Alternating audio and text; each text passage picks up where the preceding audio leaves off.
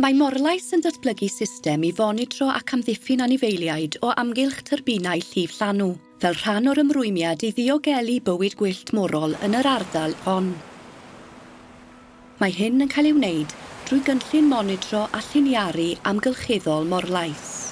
Mae system fideo sonar yn cael ei osod uwchben pob rotor tyrbin, mwyn synhwyro symudiadau anifeiliaid gerllaw, hyd yn oed pan mae'r gwelededd yn wael neu yn ystod nos.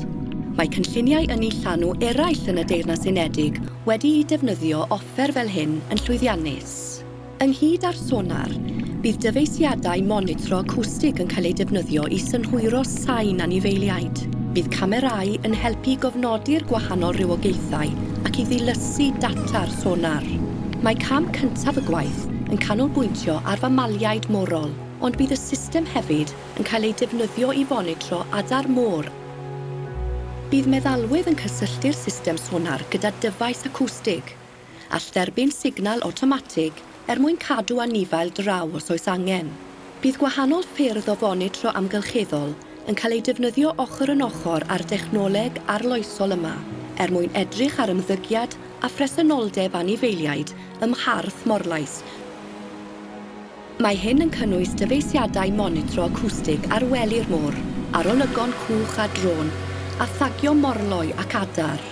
Monitro yn unig fydd y system ar y tyrbinau i ddechrau, gan fod tystiolaeth o brosiectau ynni llanw eraill tebyg yn awgrymu bod mamaliaid morol yn gallu cadw draw o'r tyrbinau'n llwyddiannus. Os oes unrhyw amheuaeth bod gwrthdrawiad wedi bod, yna bydd mesurau lliniaru yn cael ei rhoi ar waith. Bydd y ddyfais acwstig yn rhyddhau signal sain i gadw'r anifail yn ddigon pell oddi wrth y tyrbin, heb ei gadw draw o'i gynefin naturiol ehangach. Mae morlais yn arwain y ffordd gyda'r dechnoleg a'r gwaith ymchwil yma, mwyn cofnodi a diogelu effeithiau posib ar fywyd gwyllt morol lleol.